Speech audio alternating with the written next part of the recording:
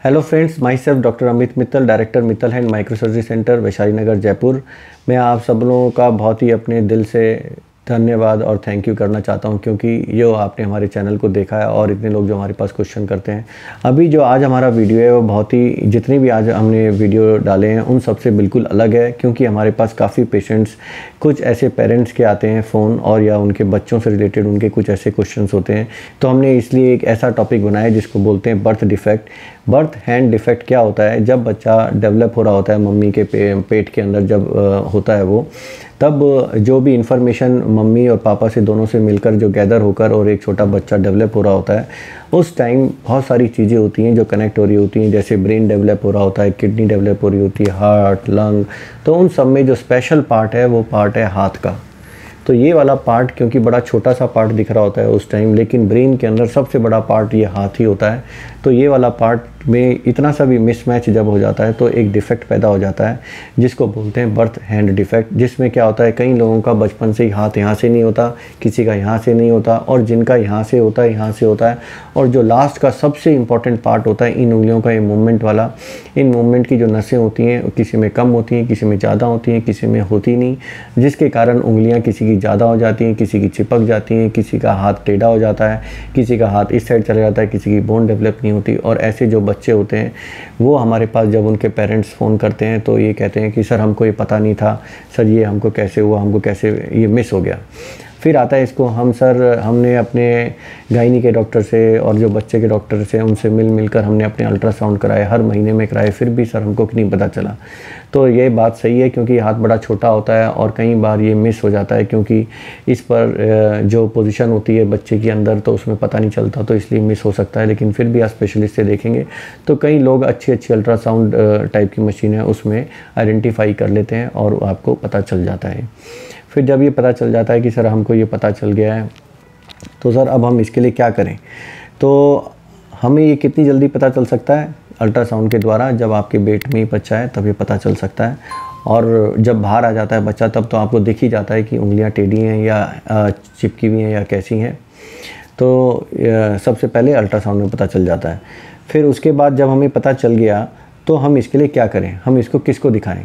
तो इसके लिए स्पेशल डॉक्टर होते हैं जो हैंड सर्जन होते हैं, जो कि यहाँ तक का डिफेक्ट या फिर जो पाँव में डिफेक्ट होता है जिसमें माइक्रो सर्जरी की ज़रूरत होती है उसको देखते हैं।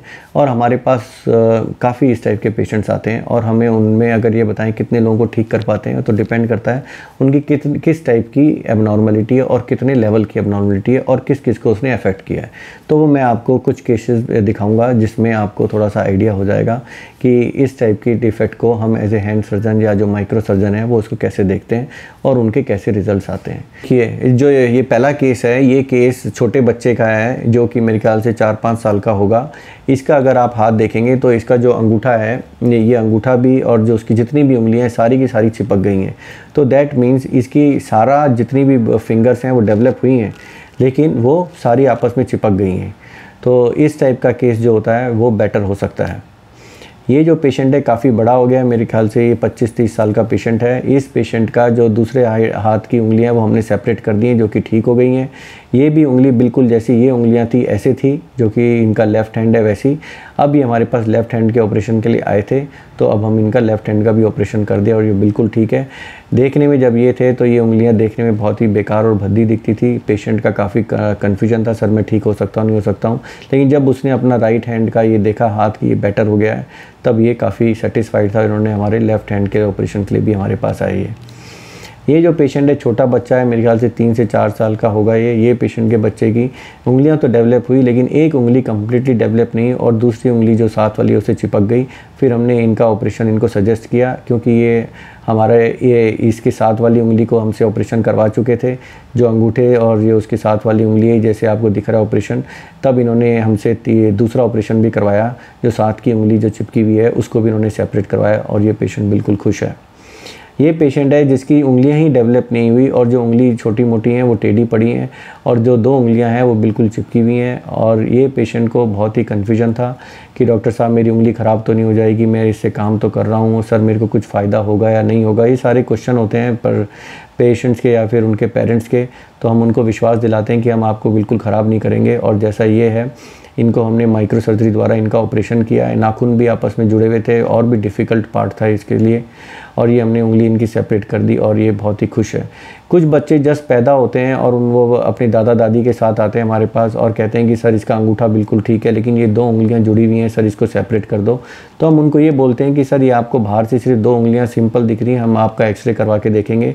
तो जब हमने इनका एक्सरे करवा के देखा तो आप देखेंगे कि ये जो 2 उंगलियाँ हैं ये आपस में भी चिपकी हुई हैं, बोन्स भी आपस में चिपकी हुई हैं और जॉइंट भी आपस में चिपके हुए हैं। तो ये इस टाइप का प्रोसीजर और भी डिफ़िकल्ट हो जाता है जिस टाइप से आपने देखा है, लेकिन हमने इस टाइप के किए हैं और ये पेशेंट भी काफ़ी हैप्पी है। उस पेशेंट का बिल्कुल सिंपल टाइप का उंगलियां जुड़ी होती हैं, जैसे कि आप इस पिक्चर में देख सकते हैं। इसमें कोई पेशेंट का बिल्कुल सिंपल 2 उंगलियां जुड़ी हुई हैं। ये ऑपरेशन हम बहुत ही अच्छे तरीके से, और पेशेंट को कभी पता भी नहीं चलता कि उसकी 2 उंगलियां से चिपकी हुए पैदा हुए थे वो।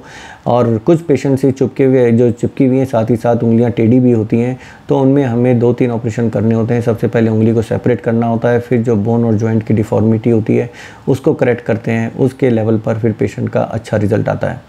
ये ऑपरेशन हम ड्यूरिंग माइक्रो सर्जरी द्वारा ही करते हैं। जैसे ये दिख रहा है इनकी दोनों उंगलियां चिपकी हुई थी, तो हमने माइक्रो सर्जरी द्वारा इनका सेपरेट करी उंगली और ये काफ़ी बेटर है। जैसे ही अंगूठे का और ये इंडेक्स फिंगर जो साथ की उंगली है उसको भी काफ़ी दूर करना होता है, तो ये भी हम माइक्रो सर्जरी द्वारा जो हमने डायग्राम दिखाया है उसके द्वारा हम इनको ठीक करते हैं। कुछ पेशेंट सबसे ही अनलकी होते हैं जिसमें उनकी सारी की सारी उंगलियां चिपकी होती हैं और आगे से बिल्कुल एक मुट्ठी सी बांध देते हैं, तो ऐसे पेशेंट को भी हम ठीक करते हैं। लेकिन ऐसे पेशेंट्स की जो अपीयरेंस है वो जैसे पहले पेशेंट दिखाएंगे वैसी नहीं होती, लेकिन उनका जो फंक्शन होता है वो काफ़ी बेटर होता है। और ऐसे पेशेंट्स को हम जितना जल्दी हो सकते हैं उतना जल्दी ऑपरेट करते हैं। ऐसे लोगों को हम कहते हैं कि सर आपको बिल्कुल भी टाइम वेस्ट नहीं करना है, क्योंकि जैसे जैसे उंगलियाँ बढ़ेंगी तो जॉइंट डिफॉर्मिटी बढ़ती जाएगी, तो जितनी जल्दी ये सेपरेट हो जाएँ उतनी जल्दी ये बेटर होता है। जैसे ये पेशेंट है, इस पेशेंट की उंगलियां तो डेवलप हुई लेकिन उंगलियां जुड़ने के बजाय सेपरेट हो गई। तो इसमें अगर आप देख रहे हो तो जो एक क्लेफ्ट है बहुत लंबा हो गया, वी शेप वाला। ऐसे पेशेंट को सारे काम कर रहा होता है लेकिन ये दिखने में इतना भद्दा दिखता है। ऐसे पेशेंट की हम अपीयरेंस भी इम्प्रूव करते हैं। तो इस टाइप के पेशेंट जो मैंने आज आपको दिखाए हैं, ये सारे जितने भी हैं ये सिंपल केस हैं और डिफ़िकल्ट केस हैं, और कुछ केस ऐसे हैं जो कि सिर्फ डर के मारे नहीं करा पाए, और हमारे पास जब वो बड़े हो गए तब जब उन्होंने खुद ने डिसीजन लिया तब हमसे ऑपरेशन कराया। तो जो इस वीडियो का उद्देश्य वो ये है कि जो भी बर्थ हैंड डिफेक्ट होते हैं वो ऑपरेशन करने लायक अगर होता है तो आप स्पेशलिस्ट से मिलें, वो आपको सही राय देंगे। और अगर आपको लगता है कि ये रिस्की ज़्यादा है तो आपको ये ऑपरेशन नहीं कराना चाहिए। डॉक्टर से जो भी बोल रहे हैं वो आपको फॉलो करें, और मेरे ख्याल से कोई भी आपको इससे रिलेटेड क्वेश्चन है तो हम आपको जवाब देंगे। Thank you so much.